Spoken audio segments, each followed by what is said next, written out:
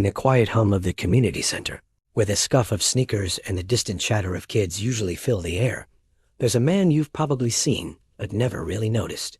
His name is Robert. At 67, he's the janitor, a man of routine and quiet dedication. His hands, calloused from years of mopping floors and fixing what's broken, move with a steady, practiced grace. He's a fixture here, as reliable as the sunrise, a silent guardian of the building's order. But behind his calm, weathered face lies a story, a symphony of a life that was silenced long ago. Robert wasn't always just a janitor. He was a musician, a pianist whose fingers once danced across ivory keys with a passion that could fill the grandest of halls. One crisp Tuesday morning, everything changed. A large moving truck rumbled up to the center's entrance, and with it came a gift, a donation. It was an old, upright piano, its dark wood polished to a soft gleam, showing the gentle wear of time and use. As the movers carefully wheeled it into the main hall, Robert stopped his work, his breath catching in his throat. He felt a familiar pull, a magnetic force drawing him closer. He ran a hand over the smooth, cool wood, the ghost of old melodies stirring in his memory. For decades, he had buried this part of himself, locked away the music along with the painful memories that came with it. But now, here it was, a tangible piece of his past, sitting right in the middle of his present. He felt a mix of fear and an undeniable, fluttering excitement. The silent symphony inside him was beginning to stir. Later that week, a trio of teenagers, known for their boisterous energy and knack for finding trouble, stumbled upon the piano. There was Leo, the group's confident leader, Mia, sharp and observant, and Sam, the quiet one who followed alone. They were bored, looking for their next distraction. Seeing Robert nearby, polishing a window with meticulous care, Leo had an idea. He smirked. "Hey, old man, bet you can't even play Twinkle, Twinkle Little Star on that thing." The other two snickered, expecting a grumpy dismissal. They saw a janitor, not a virtuoso. They saw his work clothes and his quiet demeanor and assumed that was all there was to him. The challenge hung in the air, a playful jab that unknowingly poked at a lifetime of hidden regret and longing. Robert turned slowly, his expression unreadable. For a moment, he was about to brush them off, to retreat back into the comfortable silence he had built around himself. But then he looked at the piano and at the curious, challenging eyes of the teenagers. Something inside him snapped. It wasn't anger, but a sudden, fierce desire to break the silence. He walked over to the piano bench, the teenagers watching in surprised silence. He sat down, the worn fabric of the bench feeling both strange and profoundly familiar. He took a deep breath, the scent of old wood and dust filling his lungs, and placed his hands over the keys. The years of suppressing his talent, the weight of his forgotten dreams, all seemed to rush to the surface. He felt the tremor in his fingers, not from age, but from the raw emotion of this moment. Then he began to play. It wasn't a simple tune. It was a cascade of complex chords and soaring arpeggios, a piece by Chopin that poured out of him like a floodgate had been opened. The sound filled the hall, rich, passionate, and tinged with a deep, unspoken sadness. The teenagers were stunned into silence, their jaws dropping. The music was a storm of emotion, telling a story of love, loss, and a life lived in the shadows. Leo, Mia, and Sam were captivated, their earlier mockery replaced by pure awe. They weren't just hearing music. They were witnessing a soul being laid bare. As the final note resonated and faded into the vastness of the hall, a profound silence fell. It was a silence not of emptiness, but of reverence. In that moment, he wasn't just Robert the janitor. He was Robert the artist, the master, resurrected. The next day, the atmosphere at the community center was different. The teenagers sought Robert out, not with taunts, but with questions. "How did you do that?" Mia asked, her voice filled with genuine curiosity. "Where did you learn to play like that?" Leo added, his usual bravado gone. Robert, initially hesitant, found himself slowly opening up. He began to tell them his story. He spoke of his youth, of winning competitions, and dreaming of concert halls. He described the all-consuming passion he had for music, how the piano was more than an instrument. It was an extension of his own being. He shared how it felt to have his fingers fly across the keys, to lose himself completely in the world of sound he was creating. It was the first time he had spoken of these things in over 40 years. As he shared his triumphs, the shadows of his past began to creep in. He told them about the immense pressure, the relentless pursuit of perfection that came with his talent. He spoke of his mentor, a demanding figure who saw his potential but also instilled in him a paralyzing fear of failure. He used to say, Robert recalled, his voice soft, that to be great, you have to sacrifice everything. One mistake and you're nothing. This pressure began to chip away at his love for music, turning his passion into a source of constant anxiety. The joy he once felt was slowly being replaced by a gnawing dread. He was on a path to greatness, but he was losing himself along the way. The breaking point, he explained, came on the night of his most important recital. The hall was packed, the air thick with anticipation. He walked onto the stage, the bright lights feeling like an interrogation. As he sat at the grand piano, he looked out at the sea of expectant faces, and a wave of pure terror washed over him. His hands started to shake uncontrollably. The notes on the page blurred. He tried to start, but his fingers wouldn't obey. The music, his closest friend, had become his enemy. The silence in the concert hall stretched on, deafening. Humiliated and broken, he walked off that stage and never looked back. He gave it all up: the concerts, the accolades, the pressure. He chose a life of quiet anonymity, a life where he could never fail again because he would never try. He became a janitor, trading the roar of the crowd for the gentle hum of a floor buffer. Listening to his story, the teenagers saw him in a completely new light. They saw the immense weight he had been carrying. "But you're so good," Sam said quietly. "You can't just let that go." His words, simple and direct, struck a chord with Robert. For the first time, he began to question the decision he had made all those years ago. Was hiding his talent truly protecting him, or was it just a different kind of prison? The teenagers, in their own way, began to challenge his self-imposed exile. They encouraged him to play again, not for a crowd or for a critic, but for himself. They would find him during their breaks, asking him to teach them a simple chord or play one of his favorite songs. Slowly, hesitantly, Robert began to rediscover the joy of playing. With the teenagers as his unlikely audience, the pressure was gone. There were no expectations, no fear of judgment. There was only the music. He played jazz, he played folk tunes, he even played pop songs they requested. He laughed as they fumbled through learning chopsticks. Through their encouragement and their simple, uncomplicated appreciation, the music once again became a source of connection and happiness, not anxiety. He was teaching them about music, but they were teaching him something far more important: how to forgive himself and embrace the part of him he had tried to erase. The piano in the community center became a bridge, connecting his past to a new, unexpected future. Word of the piano-playing janitor started to spread. Soon, kids from the after-school program would gather around the piano, listening with wide-eyed wonder.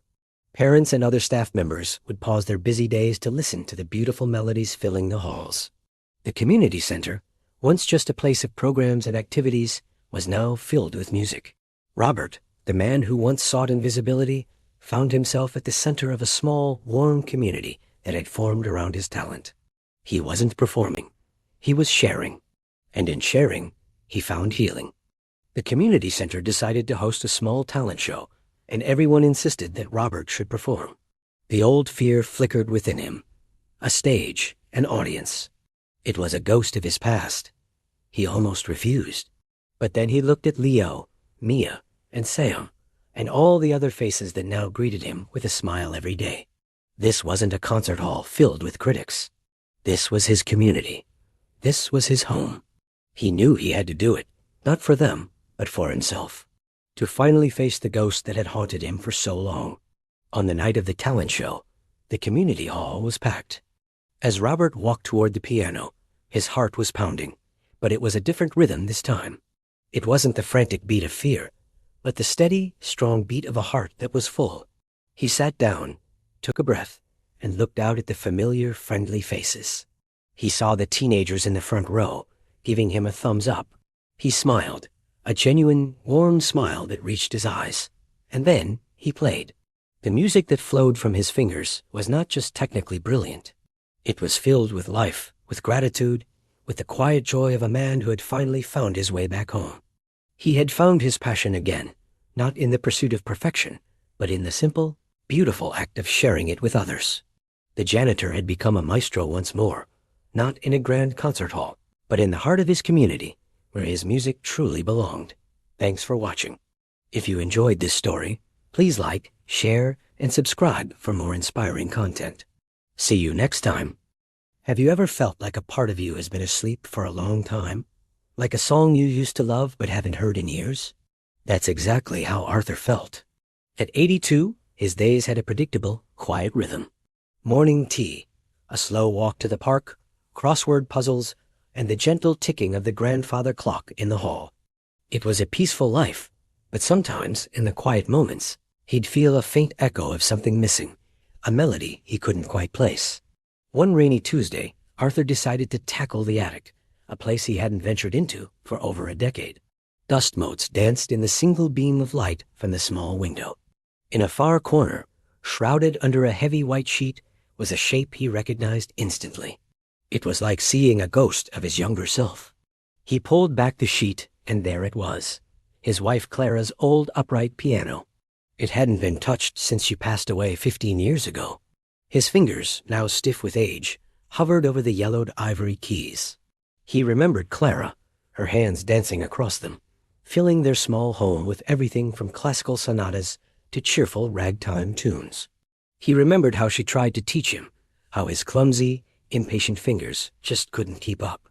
"You have the music in you, Arthur," she'd say with a smile. "You just need to let it out." After she was gone, the silence from the piano was too much to bear. So he covered it, and with it, a part of his heart. He sat down on the dusty stool, the wood groaning in protest. Tentatively, he pressed a single key. A C, it was out of tune, a hollow, mournful sound that echoed the emptiness he'd felt for so long. He pressed another, then another, trying to recall a simple scale Clara had taught him. His fingers were clumsy, his movements slow. It was frustrating. He almost stood up, ready to pull the sheet back over and forget. But then he remembered her smile, the sparkle in her eyes when she played. He had to try. For her, that day marked a new beginning.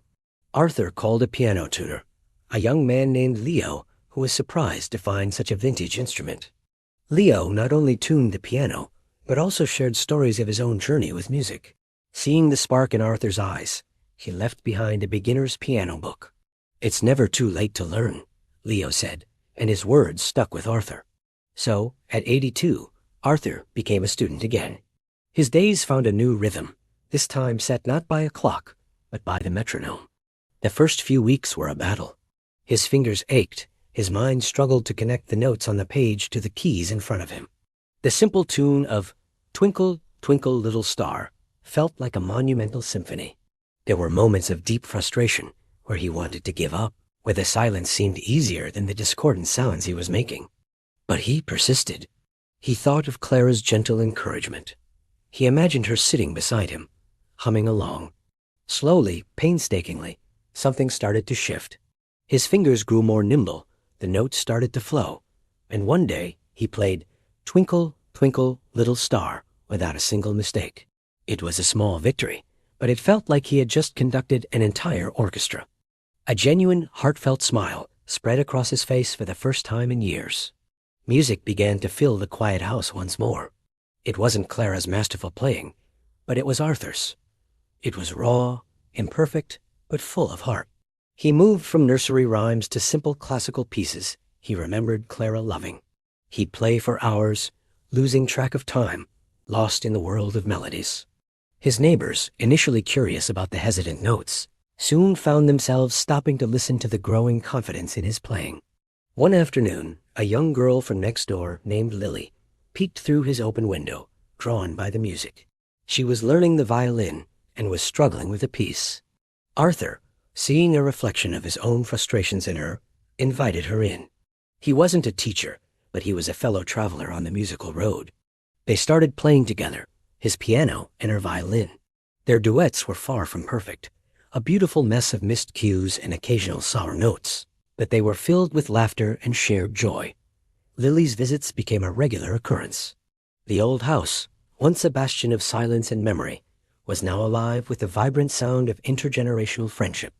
Arthur taught Lily about patience, and she taught him about the joy of simply making noise and having fun. His crossword puzzles were forgotten, the walks in the park became more brisk, and the ticking of the clock was drowned out by their music. Word of the old man and his piano spread through the small community. The local community center was planning a small talent show, and, encouraged by Leo and Lily, Arthur reluctantly agreed to perform. The thought was terrifying. He was just an old man fumbling with the keys. What if he forgot the notes? What if his hands trembled too much? The night of the show, his heart pounded against his ribs. He walked onto the small stage, the single spotlight feeling as intense as the sun. The room was full of familiar faces from the neighborhood. He sat at the piano, took a deep breath, and looked out into the crowd. He saw Lily giving him a thumbs up. He saw Leo smiling from the back. And for a fleeting moment, he could almost see Clara in the front row, her eyes shining with pride. He placed his hands on the keys and began to play. He chose a simple, beautiful nocturne that Clara used to play on rainy afternoons. His fingers, once stiff and uncertain, now moved with a newfound grace. The notes weren't just notes anymore. They were memories, feelings, a story of loss, and a testament to rediscovery. He poured 15 years of silence, of grief, of longing, and of newfound joy into the music. When the last note faded, the hall was completely silent for a beat. Then the applause erupted. It wasn't just polite clapping. It was a wave of genuine warmth and appreciation. Arthur looked up, his eyes misty. He hadn't just played the piano. He had let the music out, just as Clara always said he could.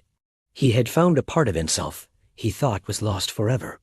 Arthur's story reminds us that our passions don't have an expiration date. It's never too late to learn, to grow, or to fill your life with music again. Whether it's a piano, a paintbrush, or a dusty pair of dancing shoes, the thing you once loved is still waiting for you. It's waiting for you to lift the sheet, press the first key, and start your own beautiful, imperfect melody. Thank you so much for watching.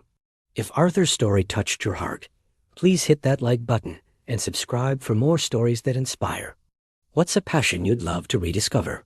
Let us know in the comments below. Until next time, keep the music playing. Right, Robert confirmed. She tried to play the scale, one finger pecking at each key like a bird going after seeds. C, D, E, F. She paused, counting keys. G, A, B, C. She made it through, but it was slow and stilted, and she had to stop to think before each note. This is harder than it looks, she said, frustrated. The video person just runs up and down the keys like it's nothing. Robert walked closer. He couldn't help himself. You're thinking too much. Once you know where the notes are, your fingers should just know where to go. But how do they know? Alicia asked.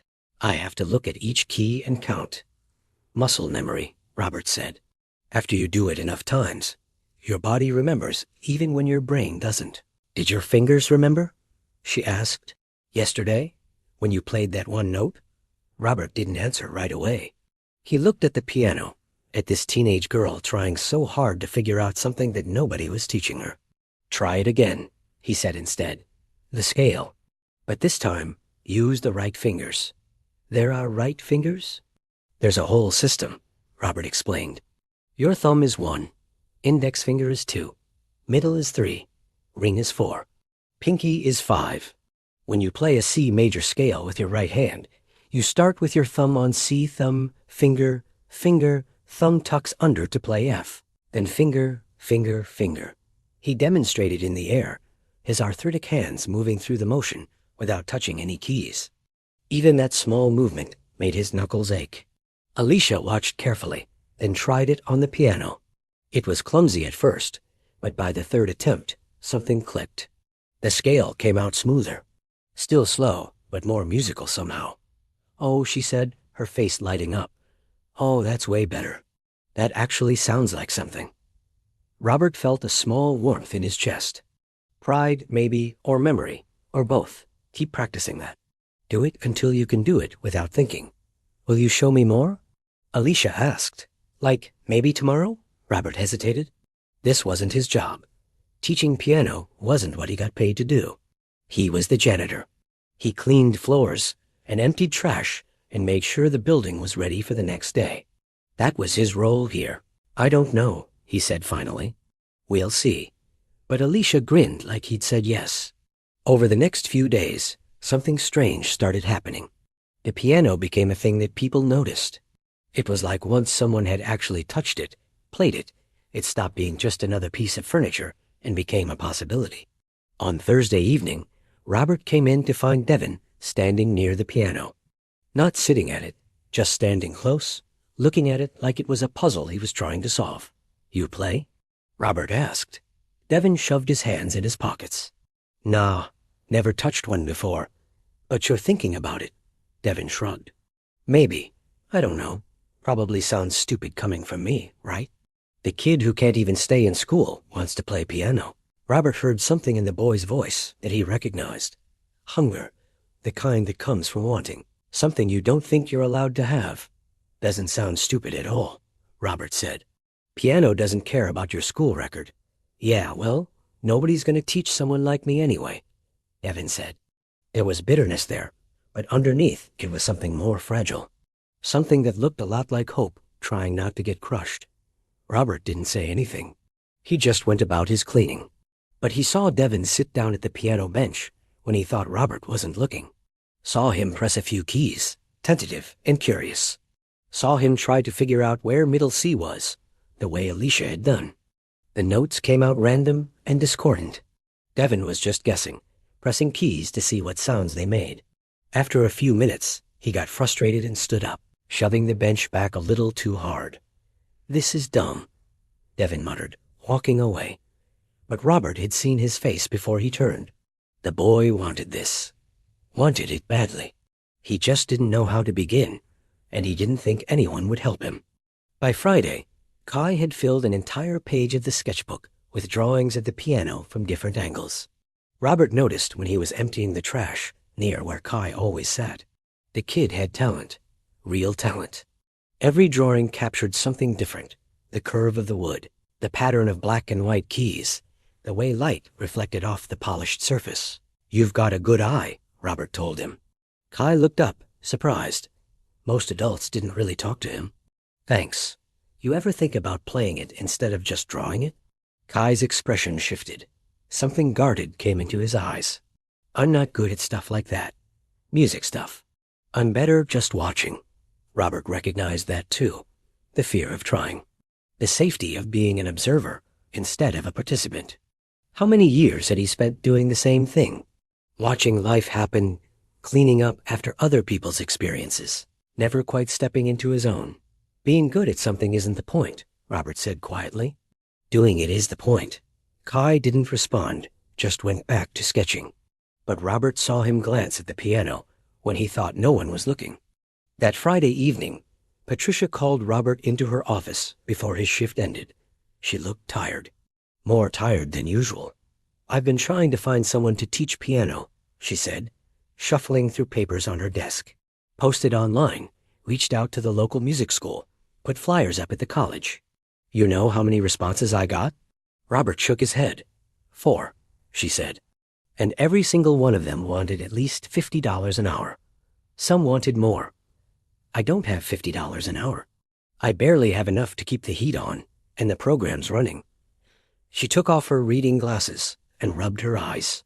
That piano was supposed to be a gift. Something that would bring people together, give the kids something positive to focus on. But it's just sitting there. And I don't know what to do with it. Robert understood what she wasn't saying. The center was struggling. Programs were getting cut. Fewer kids were showing up because there was less to show up for. The building felt emptier every week. This place that was supposed to be the heart of the community was slowly fading, and nobody seemed to know how to stop it. "Maybe someone will volunteer," Robert offered, though they both knew that was unlikely. "Maybe," Patricia said, but she didn't sound convinced. She put her glasses back on and returned to her paperwork. "Thanks for listening, Robert. I know you've got your own work to do." He left her office feeling heavier than when he'd walked in. The center was dying slowly. Not all at once, but piece by piece. First, the youth basketball program got cut. Then the art supplies budget got slashed. Then the community dinners went from once a week to once a month. Death by 1,000 small losses. And now there was this piano, this beautiful instrument that could have been something special. But without someone to teach it, without someone to unlock what it could do, it was just another thing taking up space. Just like Devin had said, Robert finished his shift that night and walked to the bus stop like he always did. But he kept thinking about those 3 kids. Alicia, trying to teach herself from YouTube videos. Devin, pecking at keys when he thought no one was watching, wanting something he didn't think he deserved. Kai, drawing the piano over and over instead of touching it. And he thought about Patricia, fighting so hard to keep this place alive with no resources and no help. And he thought about his grandmother, who taught him piano not because it was practical or profitable, but because she believed that everyone should have something beautiful in their life. Something that fed the soul instead of just the stomach.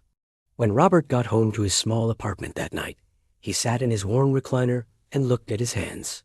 They were old hands, working hands, hands that ached when the weather changed, hands that couldn't do what they used to do. But they were still his hands, and they still remembered things his mind had tried to forget. He thought about that single note he'd played, middle C, clear and true. He thought about how it had felt, just for that 1 second, to touch music again, to feel that vibration travel through his finger and remind him of who he used to be. The question that had been building all week finally formed itself clearly in his mind. What if he tried? Not to be great, not to be what he used to be, but just to try. Just to see if maybe, possibly, he could give those kids what no one else seemed willing to give them. Not professional lessons, not perfection, just a start, just a chance. The idea terrified him. His hands hurt. He hadn't played in 50 years. He didn't know if he even remembered how to teach. What if he tried and failed? What if he disappointed them? What if he wasn't enough? But then again, what if he was? Robert sat in his recliner until well past midnight, hands folded in his lap, feeling the ache in his knuckles, and the weight of a decision he hadn't quite made yet. The piano was waiting. The kids were waiting. The question was whether Robert was ready to stop waiting and finally, after all these years, try. Robert showed up to work the following Monday with a plan. Well, calling it a plan was generous. It was more like a half-formed idea that he'd deconvinced himself to try before he could talk himself out of it. He'd spent the weekend digging through the closet in his bedroom, looking for something he wasn't even sure he still had. And there, in a cardboard box underneath some old tax returns and his late wife's sewing supplies, he found it. A beginner as piano book from 1968. The pages were yellowed, and some of them were dog-eared from use, but the exercises were still clear. Simple scales, basic chord progressions, songs like Mary Had a Little Lamb and Twinkle, Twinkle, Little Star. His grandmother had used this exact book to teach him. He remembered her writing his name inside the front cover in her careful handwriting. Robert Chun, age 12. The ink had faded to a pale blue, but it was still there. He tucked the book into his work bag that Monday morning, feeling both foolish and determined. Maybe this was a terrible idea. Probably was, but he was going to try anyway. When he got to the community center that afternoon, he went straight to Patricia's office. "You got a minute?" he asked. She looked up from her computer, reading glasses sliding down her nose. "Always. What's up?" Robert pulled the old piano book from his bag. "I was thinking about the piano, about you not being able to find a teacher." Patricia's expression shifted to something careful, hopeful but trying not to be. "Yeah, I could show the kids some basics," Robert said. The words came out faster than he intended. "Nothing fancy. I'm not a professional, but I know enough to get them started. Scales, simple songs. If they wanted to learn." Patricia stood up so quickly, her chair rolled backward. "Robert, are you serious? You'd be willing to do that?" "I don't know if I'd be any good at it," he said quickly. "Like I said, it's been a long time, and my hands don't work like they used to. But if you think it would help..." "Help?" "Robert, this would be incredible." She was already pulling out a calendar. "What if we started with just 1 day a week? Maybe Friday evenings? An hour or so? We could put up a sign, let people know. Maybe start small, Robert said, feeling anxiety creep up his spine. Just the kids who've been hanging around. See if they're even interested. They'll be interested, Patricia said with certainty. Trust me. That's how Robert found himself standing in front of the piano that Friday evening, waiting to see if anyone would actually show up. His hands were sweating. His stomach felt like he'd swallowed rocks. He'd arrived an hour early to practice, to see if his fingers could still find the notes. They could, mostly. The C major scale came back to him after a few tries. His hands cramped up after about 15 minutes, and he had to stop and shake them out. But he could still do it. That was something. Alicia arrived first, right at 6 o'clock. You're really doing this? She asked, her whole face lit up with excitement. Trying to, Robert said. We'll see how it goes. Devin showed up 10 minutes later, trying to look like he didn't care. Heard you were teaching piano or whatever, he said, hands in his pockets, shoulders hunched. Thought I'd check it out. Glad you came, Robert said simply. Kai arrived last, sketchbook tucked under one arm. The kid didn't say anything, just sat down in a chair near the piano and waited. 3 students. Robert had 3 students. The number felt both too small and too overwhelming at the same time. All right, Robert said, sitting down at the piano bench. I'm going to be honest with you all. I haven't taught piano before. I learned when I was young, but teaching is different from playing. So we're all going to figure this out together. Fair? Fair, Elisa said. Devin shrugged. Kai nodded. Let's start with posture, Robert said, remembering his grandmother's constant reminders. Sit up straight, feet flat on the floor. Curved fingers, like you're holding a tennis ball. He demonstrated, and the 3 of them tried to copy him. Alicia got it right away. Devin slouched no matter how many times Robert corrected him.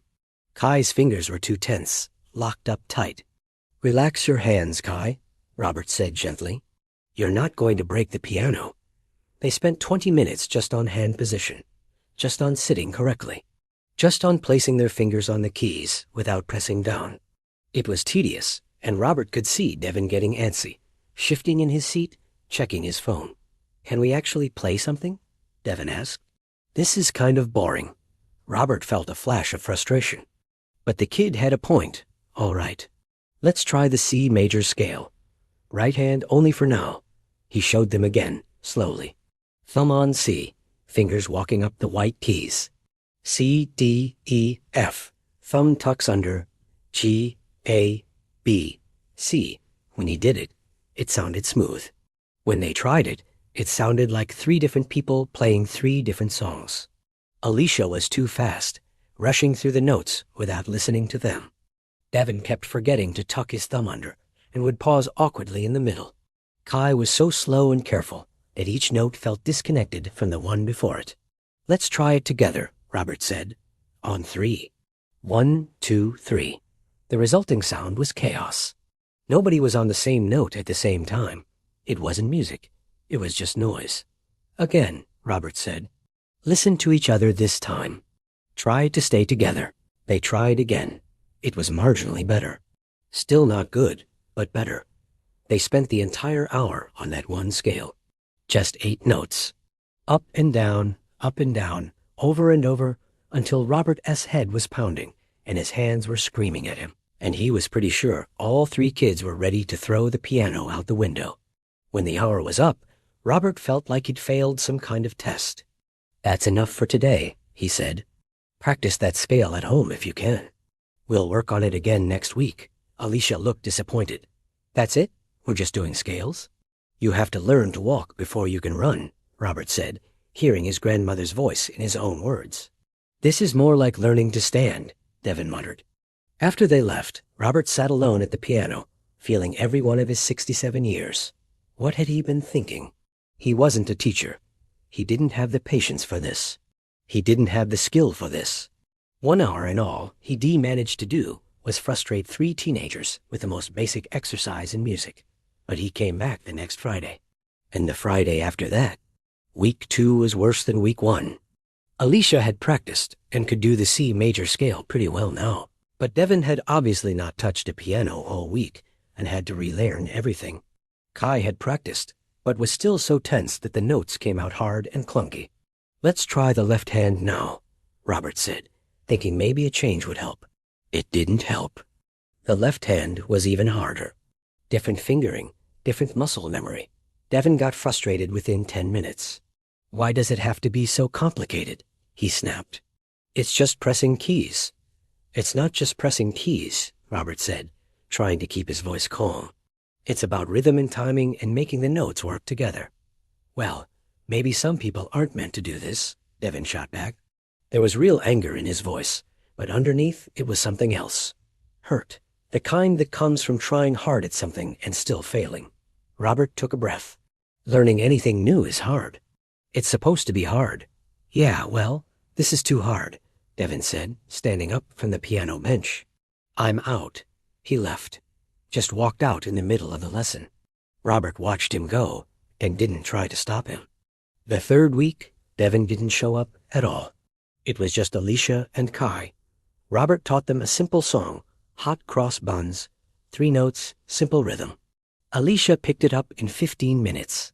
Kai struggled for the entire hour and still couldn't play it smoothly. I'm sorry, Kai said quietly near the end. I'm trying. I just can't get my fingers to do it. You're doing fine, Robert said, but they both knew it wasn't quite true. Week 4, Alicia was the only one who showed up. Where's Kai? Robert asked. Didn't say? Just texted me that he wasn't coming. Alicia sat down at the piano bench and played through Hot Cross Buns perfectly. And she looked at Robert. Is this it? Is this all we're going to learn? Robert felt something crack inside him. What do you mean? I mean, I can look up YouTube videos that teach me this stuff. I thought learning from a real person would be different. Better. But we've been doing this for a month, and I can barely play one children's song. Her words hit harder than they should have. Because she was right. Robert had thought he could do this, but he couldn't. He was just a teacher.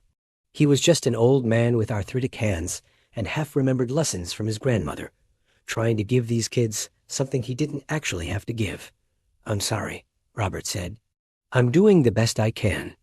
I know, Elisa said, and she sounded genuinely sympathetic. But maybe your best isn't enough. For this, I mean. Maybe we need a real teacher. She didn't come back the next week. Robert sat alone in the community center on that Friday evening, the piano silent in front of him.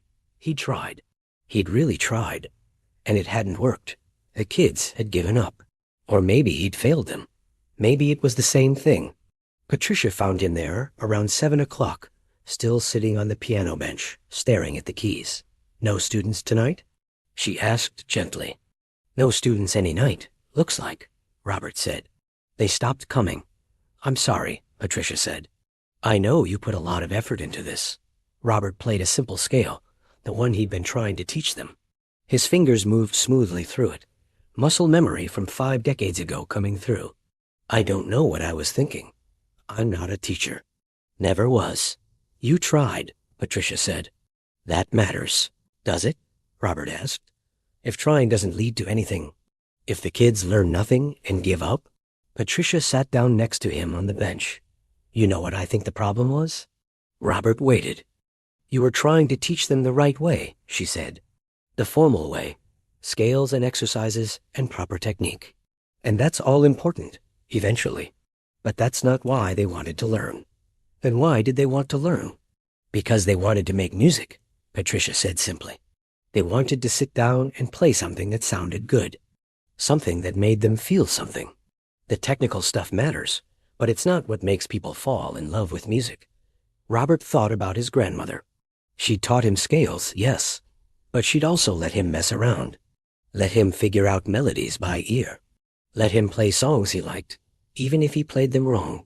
She'd made it fun before she made it proper. When had he forgotten that? I don't think it's too late, Patricia said, standing up. I think those kids still want to learn. They just need a different approach. And I think you're the person who can give it to them. After she left, Robert sat at the piano alone. He thought about Devin's frustration, Alicia's disappointment, Kai's quiet surrender.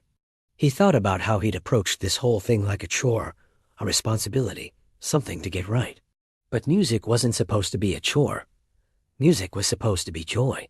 Robert put his hands on the keys and played something he hadn't played in years. Not a scale, not an exercise. A song. What a Wonderful World. His grandmother's favorite. He didn't remember all of it, and his hands stumbled in places, but he played it anyway. Played it because it was beautiful. Played it because it meant something. And sitting there in the empty community center, playing imperfectly on an old piano, Robert finally understood what he'd been doing wrong. He'd been trying to teach them piano. What he should have been doing was teaching them to love it. Robert spent the entire weekend thinking about what Patricia had said. Teaching them to love it. Not teaching them to do it right, but teaching them to love it. The difference seemed small, but the more he thought about it, the more he realized it changed everything. He remembered being 12 years old, sitting at his grandmother's piano for the first time. She hadn't started with scales. She'd asked him what song he wanted to learn. He'd said, "Happy Birthday," because it was the only song he could think of. And she'd taught him, "Happy Birthday." Right then, first lesson, even though he had no idea what he was doing. She'd shown him where to put his fingers and let him stumble through it. And when he finally played that simple melody all the way through, he'd felt like he could fly.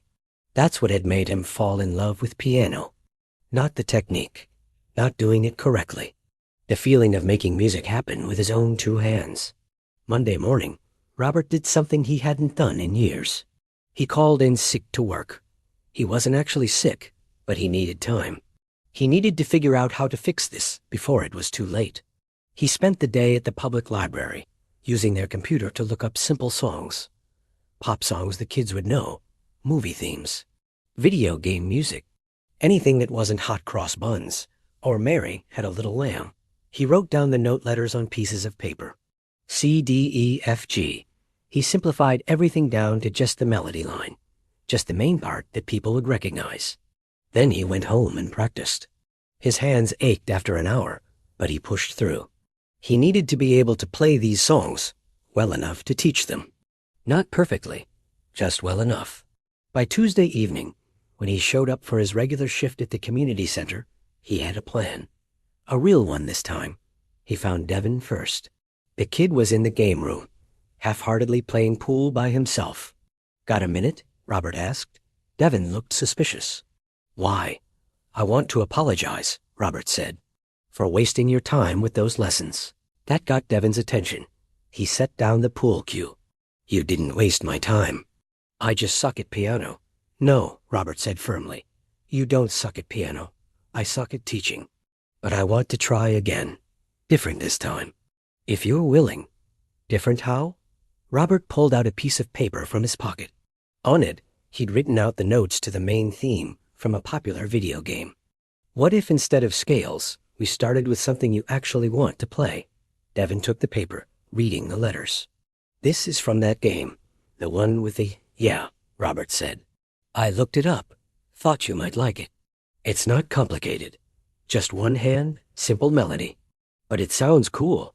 Devin stared at the paper for a long moment. "When?" "Friday. 6 o'clock. Same as before. But this time, we're doing it your way. Songs you want to learn. Music that matters to you. What about the proper technique stuff?" "We'll get to that," Robert said.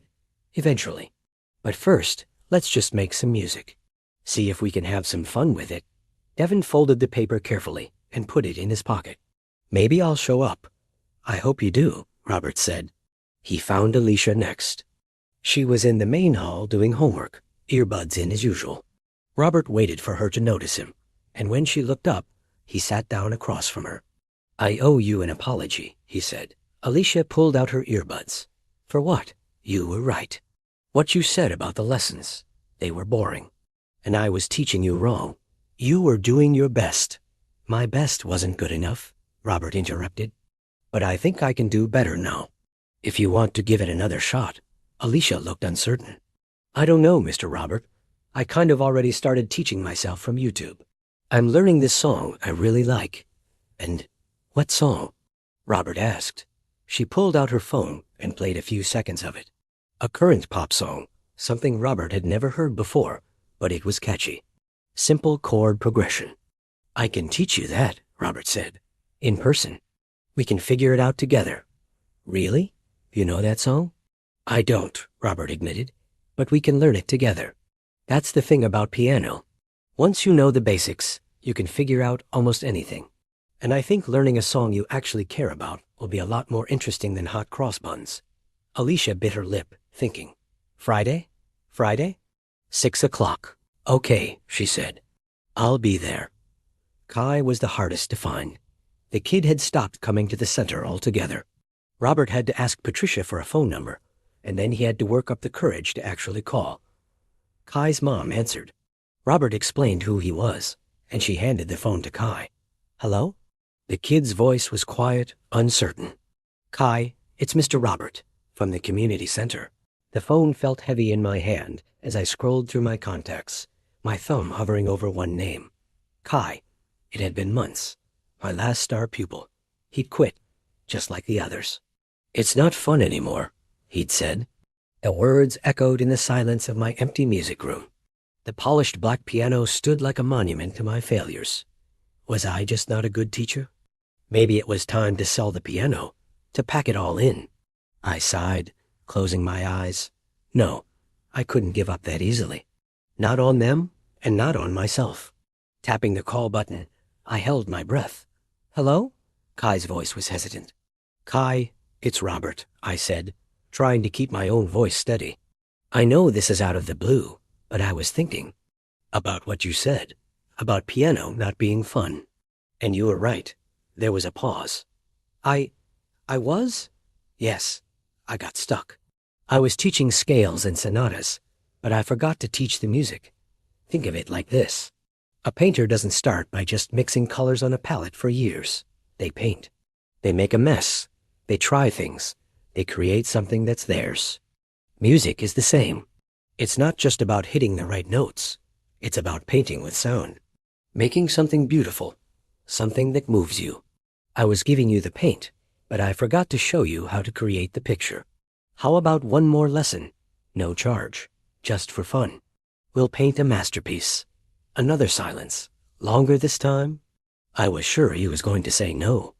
Okay, Mr. Robert, he finally said. One more lesson. Relief washed over me. Great. Saturday at 10? See you then. After we hung up, I felt a spark I hadn't felt in years. This couldn't just be any lesson. It had to be different. I spent the next few days not on lesson plans, but on listening. I looked up the music Kai loved, the epic soundtracks from his favorite video games. I found simplified sheet music. Then I started creating my own arrangements, focusing on the powerful, emotional chords that made the song so memorable. I did the same for Alicia, my former student who loved pop music, finding a beautiful ballad by her favorite singer. And for Devin, who is all about classic rock, I worked out an accessible version of a legendary guitar riff for the piano. I wasn't teaching them my music anymore. I was helping them find their own. Saturday morning arrived, and I was a bundle of nerves and excitement. At 10 o'clock sharp, the doorbell rang. I opened it, and my jaw nearly hit the floor. It wasn't just Kai. Standing on my porch, looking just as nervous as I felt, were Kai, Alicia, and Devin. Kai shuffled his feet. I told them about the whole painting with sound thing. They wanted to see what that was all about. I couldn't help but smile. A real, genuine smile. Well, what are you waiting for? The studio is open. Come on in. The atmosphere was a little tense at first. 3 ex-students, 1 failed teacher. But then I sat down at the piano. All right, who's first? I looked at Kai. I believe you mentioned a certain final boss theme? His eyes lit up. I showed him the core melody, a simple but powerful sequence of notes. I didn't mention hand position or posture. I just let him find the keys. He fumbled at first, but then he hit the right combination, and the familiar, dramatic theme filled the room. A slow grin spread across his face. Whoa. Next was Alicia. I've got something for you too, I said, pulling up the pop ballad. We focused on the chorus, on the feeling behind the lyrics. Her fingers, which used to be so rigid during lessons, moved with a newfound grace. She started humming along as she played, completely lost in the moment. Devin was last. He was skeptical, but when I showed him how to play that iconic rock anthem, he was hooked. He pounded the keys with an energy I'd never seen from him before, a huge smile on his face. The hour flew by. We weren't having a lesson. We were having a jam session. They showed each other what they'd learned, laughing when they hit a wrong note, cheering when they got a part right. The room, which had been so silent and sad, was now filled with laughter and music, their music. For the first time, they weren't just students playing notes. They were musicians making art. As they were packing up to leave, all talking excitedly over one another, Devin turned to me. So, same time next week? Alicia and Kai chimed in, yeah, can we? I looked around at their eager faces, at the piano that now seemed to glow with warmth, and I felt a tear prick my eye. This was why I started teaching. Not for the perfect recitals or the flawless scales. It was for this. For the joy, the connection, the spark of creation. It was for the moment a student realizes they can paint with sound. Of course, I said, my voice thick with emotion. Same time next week. As I closed the door behind them, the sound of their happy chatter fading down the street, I sat back down at the piano. I didn't play a complex sonata. I just played a few simple, happy chords. The lesson had been a success, not just for them, but for me. They had found their passion for music again. And in doing so, they helped me rediscover mine. Thanks for watching our story today.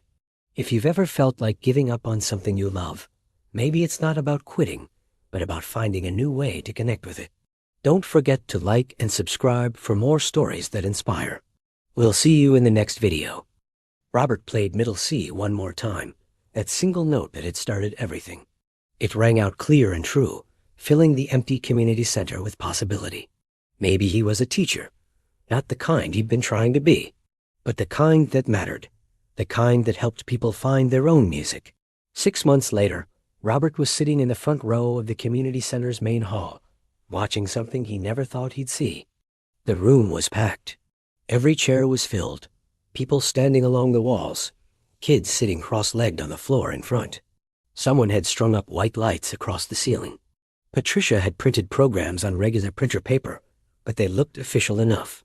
At the top, in bold letters, Community Center Winter Showcase. And there, in the corner where it had sat untouched for so long, was the piano, polished up and ready, waiting. Robert's hands were shaking a little. Not from nervousness, exactly.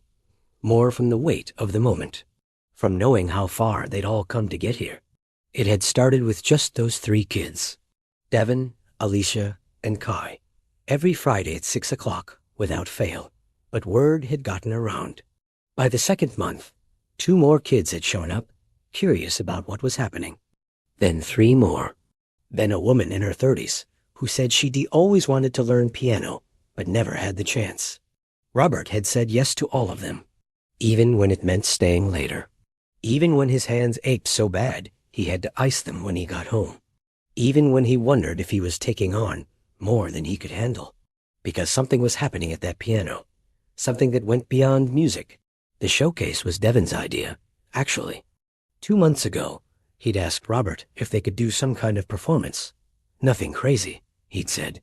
Just something to show people what we've learned. My grandma keeps asking me to play for her, and I want to, but I'm scared I'll mess up if it's just me alone. Thought maybe if we all did it together, it wouldn't be so scary, so they'd started preparing. Each student picked one song they wanted to perform. They practiced together, gave each other feedback, learned to support instead of compete. Robert had watched them transform from individuals struggling alone into something that looked a lot like a community. The lights dimmed. Patricia walked to the front of the room with a microphone. "Thank you all for coming tonight," she said, her voice thick with emotion. 6 months ago, someone donated a piano to this center. It sat in the corner, beautiful but silent, and I honestly didn't know what we were going to do with it. We didn't have money for a teacher. We didn't have a program. We just had an instrument and a hope that somehow it would bring people together. She looked at Robert. And then our janitor, Robert Chon, who'd been quietly cleaning this building for 16 years, told me he used to play piano, that he learned from his grandmother in Alabama 50 years ago, and he offered to teach a few kids some basics, just to get them started. Robert felt his face getting warm as people turned to look at him. What started as 3 kids on a Friday evening has grown into something none of us expected, Patricia continued. 10 students now, ranging from 14 to 38 years old. People who'd never touched a piano before. People who thought music wasn't for them.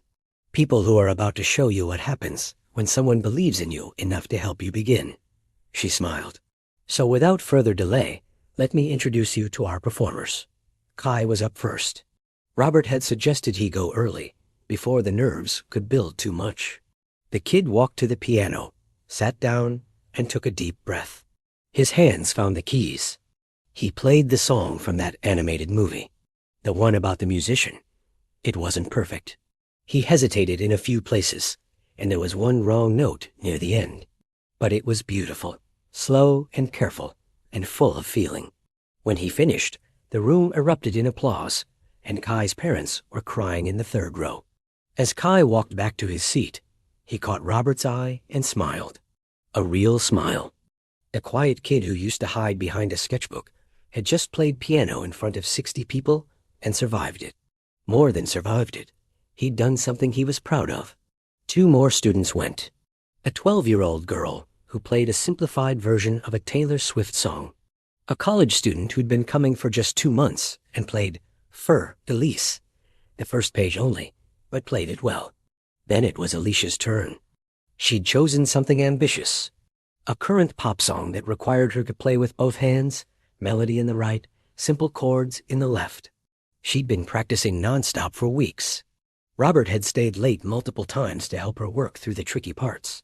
Alicia sat at the piano and didn't hesitate. She just started playing, and it sounded good. Really good. Her hands moved with confidence now. Nothing like the girl who'd been pecking at YouTube tutorials 6 months ago. She'd found her rhythm, found her voice in the music. When she finished, people actually whooped. Her mom stood up and cheered.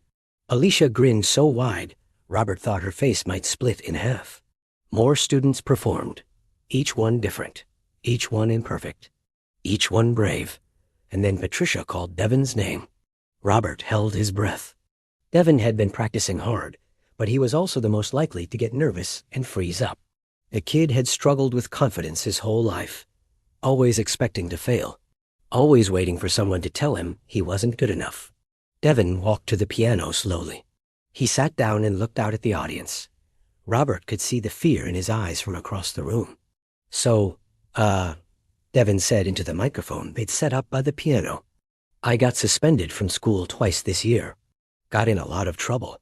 People kind of wrote me off, you know? Said I was going nowhere. He put his hands on the keys. This song is for my grandma. She's here tonight. She's the only one who never gave up on me. Well, her and Mr. Robert. What Devin played next was the game theme he'd learned in that first lesson.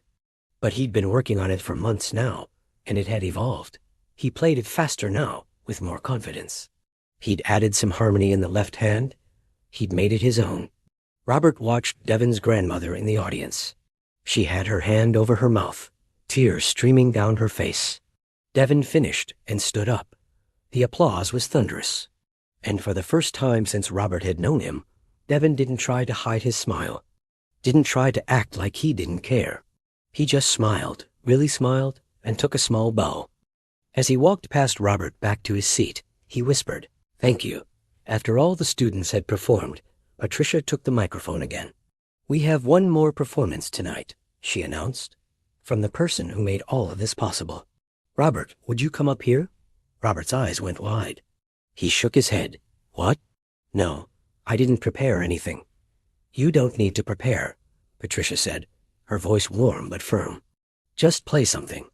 Anything. These kids have been learning from you for 6 months. Let them hear what you can do." The students immediately started clapping, a rhythmic chant filling the room. "Robert, Robert, Robert." He had no choice. His legs felt like jelly as he walked toward the piano. He sat down on the bench, the very same one where he'd watched all these students transform over the past 6 months. His hands were really shaking now. He placed his fingers on the keys, took a deep breath, and closed his eyes. And then he played the song his grandmother used to play for him. What a wonderful world. Not the famous Louis Armstrong version, but the way she'd arranged it. Simple and sweet and full of memory. His hands still ached. The arthritis wasn't gone. But they moved through the song like they'd been waiting 50 years for this moment. He missed a few notes. His left hand cramped up near the end, and he had to simplify the bass line on the fly. But he played it. He really played it.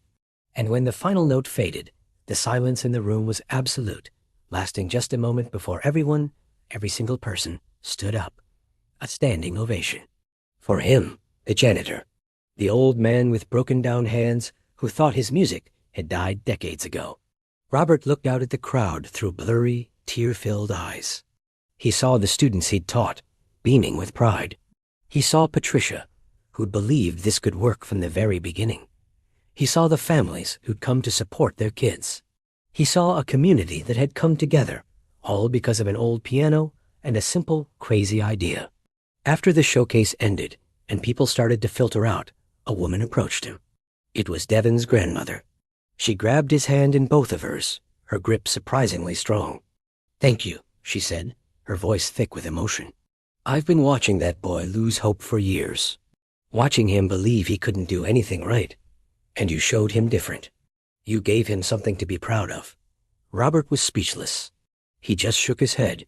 "He did the work. I just showed him where to start. Sometimes," she said, looking him straight in the eye, "that's all someone needs. Someone to show them where to start." Later, after everyone had gone home, Robert was helping Patricia clean up. She handed him an envelope. "What's this?" he asked, confused. "Open it," she urged. Inside was a check. It wasn't a huge amount, but it wasn't small either. "Patricia, I can't take this. The school district called," she interrupted, unable to contain her excitement. "They heard about our little piano program. They want to fund it. And they want to hire you officially as the music instructor. Part-time, but paid. With a budget for materials and everything." Robert just stared at the check, the words not quite registering. "Are you serious?" "Completely serious," she beamed. "You built something real here, Robert. Something that matters. And now it gets to keep going." Robert looked around the empty room, at the piano in the corner, at the chairs still arranged in rows from the showcase, at the leftover programs scattered on the tables. 6 months ago, he was just the janitor who cleaned this room every night before going home to a quiet, empty apartment. Now he was a teacher. He had students who looked up to him. He had a purpose beyond just showing up and doing his job. All because he'd been willing to try. All because he'd said yes when it would have been so much easier to say no. Patricia seemed to read his thoughts. "You know what the real lesson is here?" she asked softly. "It's not about the piano. It's about what happens when we stop waiting for perfect circumstances and just start with what we have. You didn't wait until your hands didn't hurt. You didn't wait until you were a certified teacher. You didn't wait until you had the perfect plan. You just started. And look what happened." Robert thought about that, about how close he'd come to never trying at all. How easy it would have been to let that piano sit silent forever, because he didn't think he was qualified enough, good enough, or prepared enough. "I almost didn't do it," he admitted quietly. "I almost talked myself out of it 100 times. But you didn't," Patricia said with a smile. "And that's what counts. You showed up anyway." The next Friday, Robert arrived at the community center for his shift. Except it wasn't just his janitorial shift anymore. He had 2 roles now. Janitor from 3 to 6. Piano instructor from 6 to 8. And when he walked in, 10 minutes early for his lesson, the students were already there. All 10 of them, plus 3 new faces he didn't recognize.